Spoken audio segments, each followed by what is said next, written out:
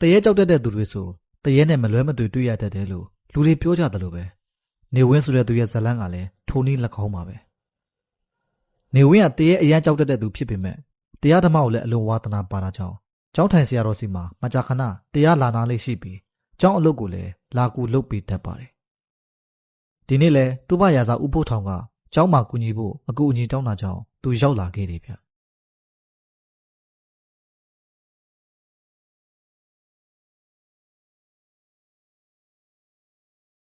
ဦးတင်ပါတယ်အရှင်ဖေ။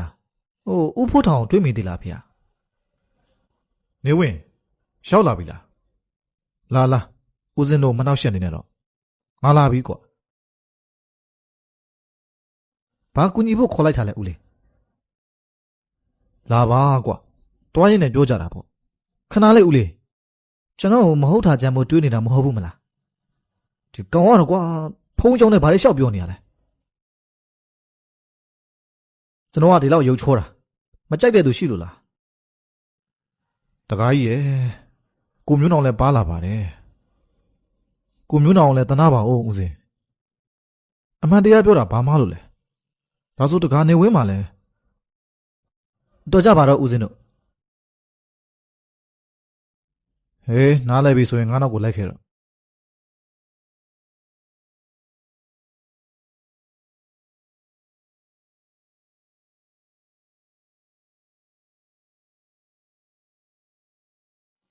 နေဝင်ဦးဖို့ထောင်နောက်ကိုလိုက်လာခဲ့တော့အခေါင်းသုံးခုချထားတဲ့ဇေယျနားကိုရောက်လာခဲ့ပါတယ်။မြင်လိုက်ယုံနဲ့တင်နေဝင်ကြက်သိန်းထလာခဲ့တယ်ဗျ။ဒီညမင်းငါအစကူအိတ်ဆောင်ပေးရမယ်။ဘယ်လိုပြောတယ်။ငါအစဆောင်ပေးလို့ငါမိမနေမကောင်းလို့ငါတွားနေပြီးမှရမရဘူး။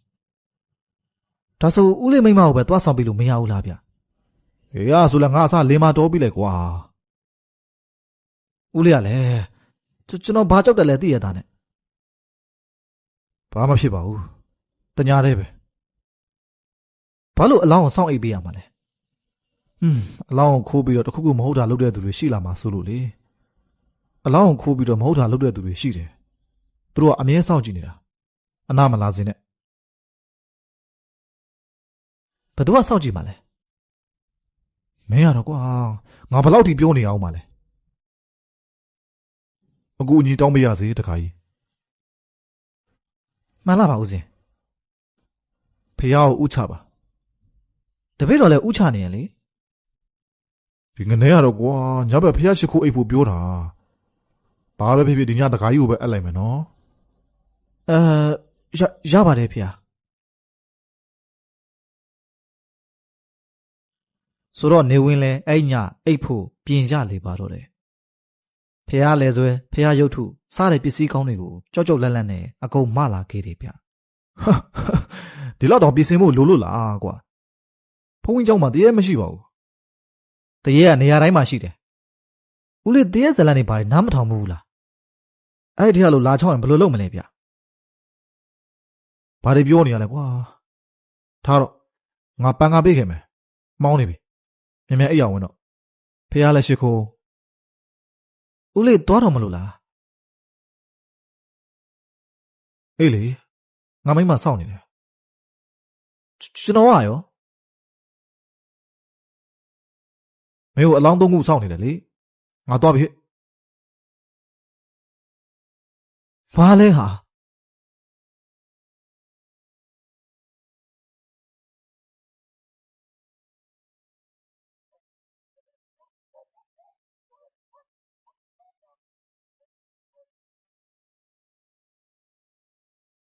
နေဝင်အိတ်ဖို့ကြိုးစားပေမဲ့လုံးဝအိတ်မပြောပဲအချင်းတစ်ခုကြားတဲ့နောက်တစ်ခုခုပြုတ်ကြတန်းကြားရပြီးလန့်ကထကြည့်လိုက်ပါတယ်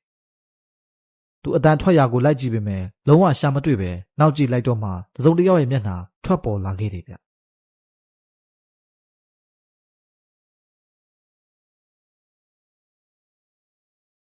တရေချောက်တယ်ကဲကြပါဦး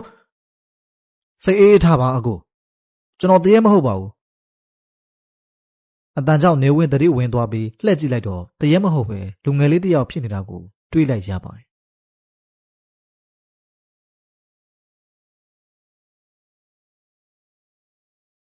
မင်းကဘာတူလဲ ဘုန်းကြီးကျောင်းမှာနေမှတော့ဘုန်းကြီးကျောင်းသားပေါ်ဗျအတူလာအိတ်လို့ရလားဟေးအတူအိတ်မလို့လားရတာပေါ့လာအကိုအိတ်တော့မလို့မင်းကကျောင်းသားတက်လား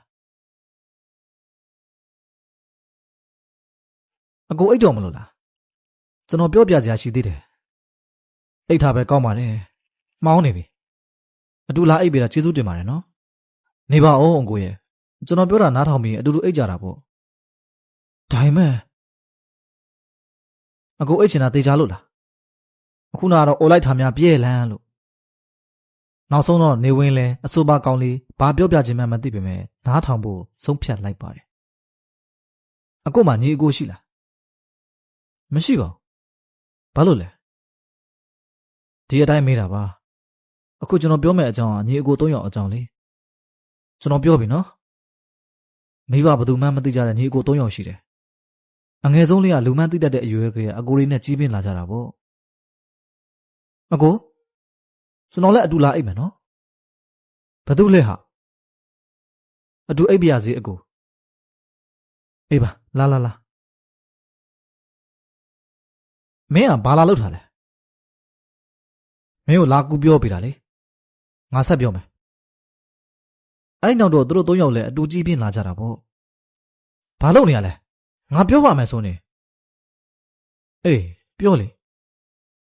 ဘယ်သူပြောကျွန်တော်နားလဲပါတယ်ဒါမှမဟုတ်အိတ်ကြတော့မလားကျွန်တော်လည်းအတူအိပ်ပြရစီအကိုဒီနေ့ကဘာနေလဲဟာအတူလာအိတ်ချင်တဲ့သူတွေကြီးပဲအခုတော့နေရာကျယ်တယ်လို့ထင်ရတဲ့အိတ်ရာကချက်ချင်းကျဉ်းကျပ်သွားခဲ့ပါတယ်ထူးဆန်းတယ်နော်အကို၄ယောက်အတူအိတ်ရင်ကြက်သိပြီးတော့အရန်နွေးနေတော့မှာပဲအဲ့ညီအကို၃ယောက်ဘလို့ရှင်းတန်းလာကြရလဲအကိုသိလားထပ်ပြောဦးမလို့လားမပြောရင်ဘယ်ပြီးတော့မှာလဲလေပြီးတော့ရင်အကိုအိတ်ချင်မှတော့အိတ်ပြောတော့မှာတခိုင်းနေဝင်တခိုင်း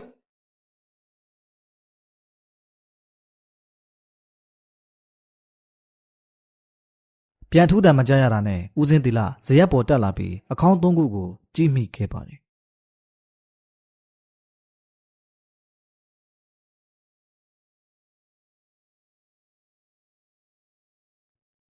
ဒါပေမဲ့အိတ်ရောက်သွားတော့လေဘသူမှမတွေ့ဘူးဗျ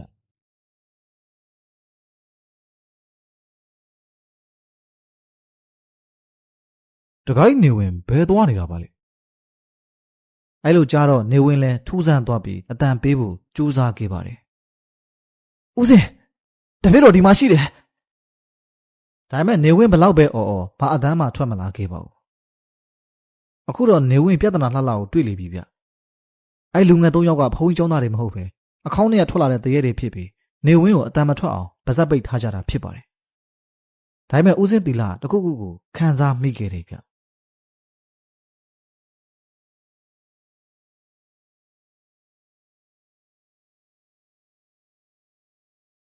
တကားတို့ဘယ်နေရာနေအစဉ်ပြေအောင်နေသင့်တယ်သူများလားကူညီတာတော့၆လှန်နေတော့မယ်လားဦးစင်းတပည့်တော်ကူပါဦးတရက်၆တယ်တပည့်တော်တေးရဗဇက်ပိတ်ထားတာတပည့်တော်ဘာတွေပြောပြနေလဲမသိဘူးအေးပါစိတ်အေးထားလိုက်တော့မကြခင်ဦးစင်းဆုံးခံကြတော့မယ်လို့လားပြောတာတခိုင်းဖိုးထောင်လည်းပြန်လာတော့မယ်တခိုင်းနေဝင်အိမ်ပြန်သားဖို့ပြင်းတော့လေမိုးလင်းနေပြီလားနေထွက်လာပြီလေမတွေ့ဘူးလား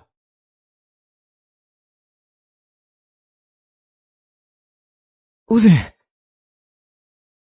တရက်အချောက်ခံလိုက်ရတယ်ဆိုတာသိပေမဲ့လည်းနေဝင်အိမ်မပြန်သေးပဲဥပိုးထောင်နဲ့အတူအကုန်ပြီးတဲ့အထိကူညီပြီးခဲ့ပါတယ်မင်းညမင်းတကယ်တရက်အချောက်ခံရတယ်လို့တော့မပြောနဲ့တော့ဟျောင်းဘာလို့ရေးနေရလဲဦးလေးပြောတော့ဖုန်းကြောင်းမှာတရက်မရှိဘူးဆိုတရေမချောက်ဘူးလို့တော့မပြောဘူးလေကွာအဲ့ဒါဘာကွာလို့လဲဖုန်းကြောင်းမှာတရေရှိတယ်လို့ပြောတာ ਨੇ အတူတူပဲပေါ့မင်းကတော့တကယ်ပါပဲမကြခဏအချောက်ခံရရင်အသားကျသွားလိမ့်မယ်ဟုတ်ကဲ့ဇလန်းလေးကောဒီလောက်ပါပဲခင်ဗျာအားလုံးကျေးဇူးတင်ပါတယ်ခင်ဗျာ